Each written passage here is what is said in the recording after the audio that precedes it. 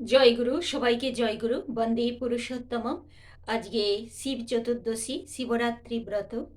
তো এই ব্রত আহ, সারা ভারতবর্ষ জুড়ে সমস্ত সম্প্রদায়ে আহ, মানে নারীরা অবশ্যই এইটা করে। এটা যে শুধু নারীরা করে তা কিন্তু নয়। শিব মানেই হচ্ছে মঙ্গল, আর তিনি মঙ্গল স্বরূপ। সত্যম শিবম সুন্দরম, আমরা একটা কথা বলি। তো এই সত্য সুন্দর যার মধ্যে বিরাজ করছে, যিনি মঙ্গলময়, তিনিই শিব। তো এই শিবের পুজো সবাই করতে পারে, ছোট বড়, সেই আহ, পুরুষ নারী সবাই। যে মঙ্গল চায়, নিজের মঙ্গল চায়, অপরের মঙ্গল চায়, সেই কিন্তু এই শিব পূজা করার অধিকারী। কারণ কোনো পূজা কিন্তু একার জন্য নয়। পূজা মানেই কিন্তু সেই বর্ধনা, তার মানে সেই দেবতার গুণ নিজে নিজের শরীরে গ্রহণ করে তা সবার মধ্যে চারিয়ে দেওয়া। এটাই কিন্তু পূজার একমাত্র উদ্দেশ্য। আমি অনেক পূজা করলাম, অনেক ফুল তুলসী চন্দন সব কিছু দিয়ে পূজা করলাম, কিন্তু সেই পূজার পর আমি নিজের বাড়ির মানুষের সাথে দুর্ব্যবহার করছি, খারাপ ব্যবহার করছি। এটা কিন্তু কখনোই ঠিক নয়। পূজা তখনই সার্থক যখন আমার শরীর মনে সেই দেবতার গুণাবলী আমি গেঁথে নিতে পারবো, আমি অর্জন করতে পারবো। কারণ এমনিতে বলা হয় যে আমাদের শিব হচ্ছেন, তার নাম আরেকটা আশুতোষ। তিনি অল্পে সন্তুষ্ট, তাই তাকে এই নামে দেয়া হয়েছে। তাহলে আমরা যদি না অল্পে সন্তুষ্ট হই, আমাদের যদি লোভ লালসা স্বামীর কাছে, সমাজের কাছে, জগতের কাছে, ছেলে মেয়েদের কাছে বেড়েই যায়, তাহলে আর কিসের আমাদের শিব পূজা সার্থক? আমরা যদি অল্পে সন্তুষ্ট হতে পারি, তবেই না আমাদের শিব পূজা সার্থক হয়ে উঠবে। তাই আমরা এইভাবেই যদি পূজাগুলিকে, আমার শ্রী শ্রী ঠাকুর তো এইভাবেই আমাদের শেখালেন যে যখন তুমি যে দেবতার পূজা করছো, মনে রেখো তার যে গুণাবলী তুমি যেন সেই পূজা করার সঙ্গে সঙ্গে অন্তরে নিজে গেঁথে নিয়ে সুন্দরের পূজারী হয়ে উঠতে পারো, আর সবাইকে সেই গুণের অধিকারী করে তুলতে পারো। তবেই তোমার পূজা করা কিন্তু সার্থক হবে।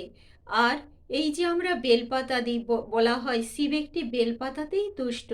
তো এই বেলপাতা, বেল, বেল ফল বা শিকড়, বেলগাছির আমরা জানি সবই কিন্তু ঔষধি গুণসম্পন্ন।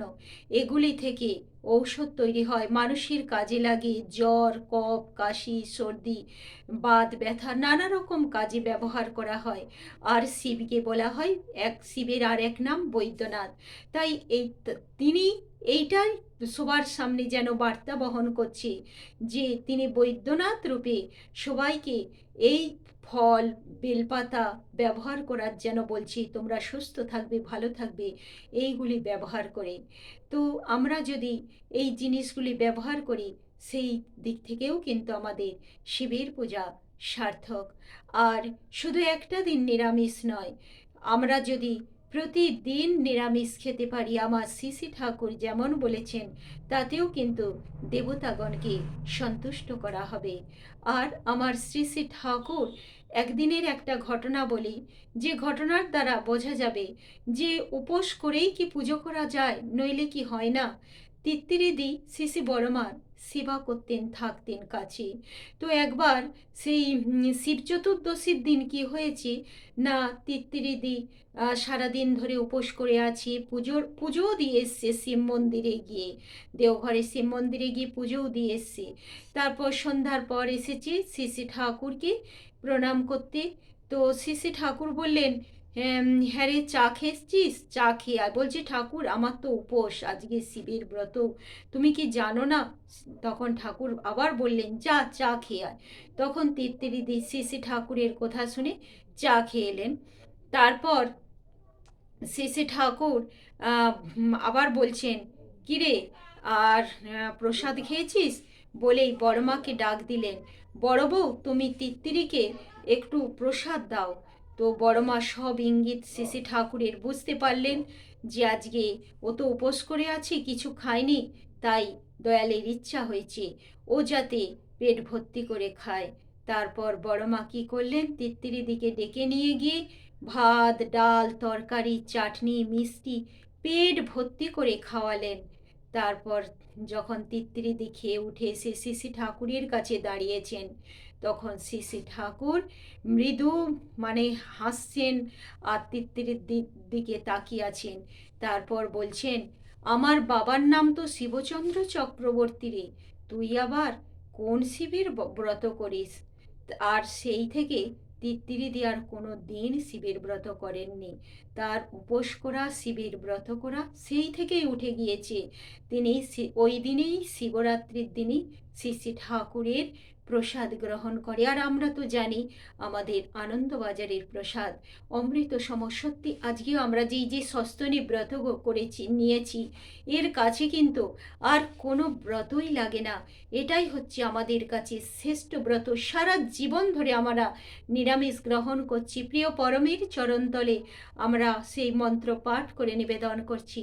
তবে সেই গুরু ব্রহ্মা, গুরু বিষ্ণু, গুরুদেব মহেশ্বর, গুরুরেব পরং ব্রহ্ম, তস্মৈ শ্রী গুরবে নমঃ। অবশ্যই আমরা এই তিন দেবতাকে মানি। আর জগৎ সেই সৃষ্টির মূলে কিন্তু রয়েছে সৃষ্টি, স্থিতি আর লয়। প্রলয়ের তিন এই সৃষ্টি, স্থিতি আর প্রলয়ের তিন দেবতা, কিন্তু কাউকে আমরা অবজ্ঞা করি না। কিন্তু না খেয়ে থাকা শরীর, প্রত্যেকের শরীরের মধ্যে শিব আছে অন্তরে, তাকে কষ্ট দিয়ে শিবের পূজা করা উচিত নয়। যদি কারো শরীর খারাপ হয় অথচ মন চায় শিবের পূজা করব, নিশ্চয়ই সে করবে। কিছু অল্প কিছু আহার করে শিবের পূজা করতেই পারে, তাই না? জয়গুরু, সবাইকে জয়গুরু, বন্দে পুরুষোত্তম।